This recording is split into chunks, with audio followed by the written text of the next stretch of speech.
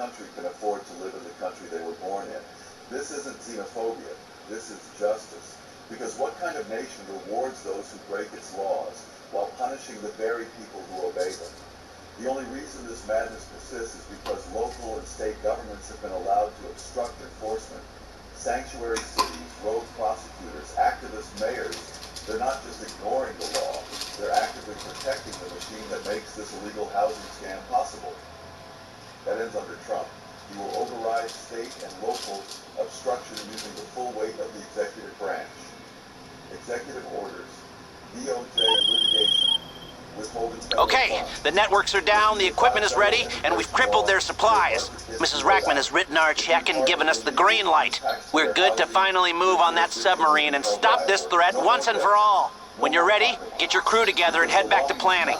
If it bends for one group, it breaks for another. Let's be absolutely clear. This problem isn't complex. It's cowardice that makes it seem complicated. We have laws. We have borders. We have a citizenship process. What we lack is political will. And that's exactly what Donald Trump brings back into the Oval Office. He doesn't apologize. He doesn't flinch. And he doesn't negotiate with people who hate this country but want to reshape it. He doesn't care what the New York Times says. He doesn't care what MSNBC screeches at 8 p.m. He cares about the man in Indiana who's working 2 jobs and still can't afford a down payment. He cares about the mother in Phoenix who got outbid on a starter home by a buyer who doesn't even speak English and can't legally work here. He cares about the American citizen, not the foreign intruder. And that's why he terrifies them. Because he's not just running to slow their agenda down, he's running to destroy it. That's why they indict him. That's why they try to bankrupt him. That's why they smear him, frame him, and twist every word he says. Because deep down, they know the truth. Once Trump gets back in that White House, their racket is over. He will cut off the IPN scams. He will shut down the housing sale game. He will expose the nonprofit collusion. And he will do what no one else has had the spine to do. Put the American citizen back on top. But here's the part they don't want you to know. The people are already waking up. They can't hide the numbers anymore, not even with the media's full cooperation. For years, they told us that everything we were seeing was just anecdotal, just coincidence, just economic adjustment. But now, even their own polls are betraying them. According to Gallup, a full 62% of Americans now oppose granting any housing benefits, federal, state, or private, to non-citizens, regardless of their immigration status. That's not a fringe opinion anymore. That's the majority. And when you break it down by class, the pattern becomes undeniable. Working-class Americans, the very people who are promised hope and upward mobility, are now the angriest. And they have every right to be. This isn't just some passing frustration over inflation or interest rates. It's deeper. It's existential. It's the raw awareness that something is being stolen, quietly, deliberately, and with total impunity. Middle-class families who played by every rule, paid every tax, built every block of every neighborhood, are being systematically priced out of the very dream they helped create.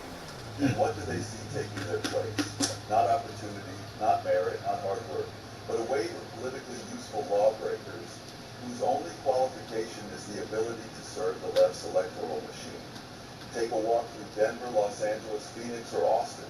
You'll find working families, black, Hispanic, white, legal immigrants, sleeping in cars, couch surfing, living paycheck to paycheck, unable to qualify for a basic FHA loan. Meanwhile, entire blocks are being filled by new arrivals, sponsored by taxpayer-funded NGOs, using ITIN-based financing vehicles that bypass every single law a citizen would have to comply with. They're not just entering the country illegally, they're entering the market illegally, and they're winning. I've heard from Americans, good people, rule followers who put in 6 or 7 offers on modest homes only to lose every single one. Not to wealthy investors, not to corporate developers, but to buyers who don't even have a social security number. They're walking in with NGO-backed cash, no credit history, no background check, no obligation to assimilate, and snapping up homes that Americans can't even get pre-approved for. And the moment someone dares to question it, they're called a bigot, a racist, a xenophobe. But the facts don't care about their slurs, because this isn't about race. It's not even about immigration anymore. This is about class warfare, real, systemic, and brutal. It's about replacing the working, self-sufficient citizen with a politically dependent underclass. It's about dismantling the middle class to make room for a permanent political majority, one that owes everything to the state and nothing to the country.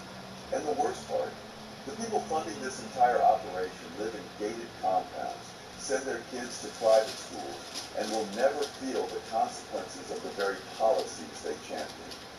Meanwhile, in neighborhoods across the country, the dream of home ownership has become a sick joke. The nurse in Oklahoma with a 710 credit score and $18,000 in savings gets denied. But a 25-year-old border crosser from Honduras, sponsored by a sanctuary nonprofit, gets fast-tracked with no English, no job been rewritten, and not for justice, but for control. This is what the media doesn't want to show.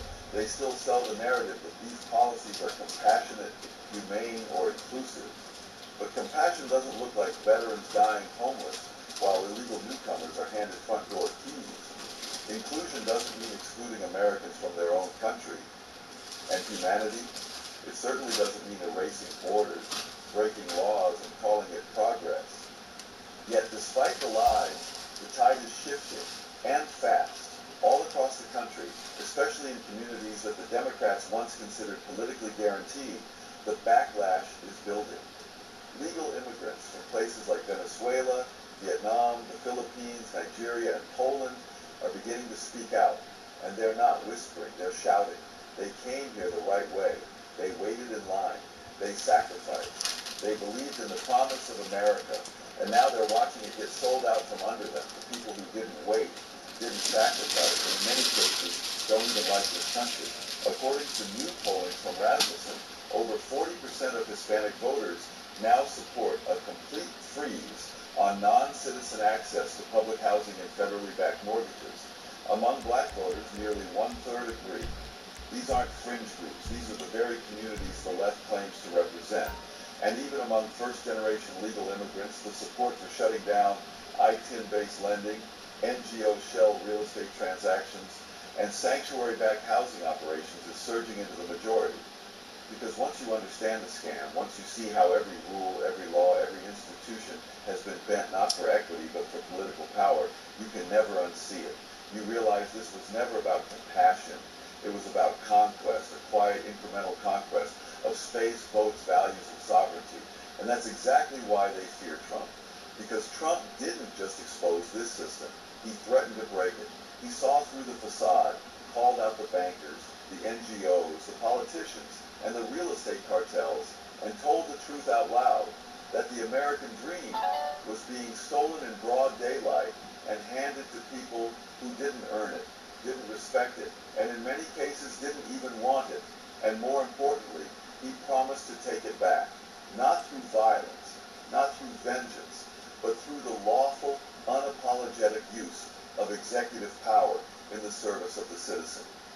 And now, that promise is beginning to resonate far beyond Trump's original base. It's reaching families in blue-collar neighborhoods, single mothers, veterans, legal immigrants, lifelong Democrats who finally realized that they were never the intended beneficiaries of these compassionate policies. They were always the sacrifice. The American dream was never supposed to be a commodity auctioned off to the highest foreign bidder or handed out as a reward for criminal entry. It was supposed to be a ladder, earned, climbed, and protected. And the only movement left in American politics that still believes that is the one flying the America First banner. Because if the American dream is no longer for Americans, then this is no longer a nation. It's an auction block. And Trump is the first man in decades who's willing to shut it down. And it is.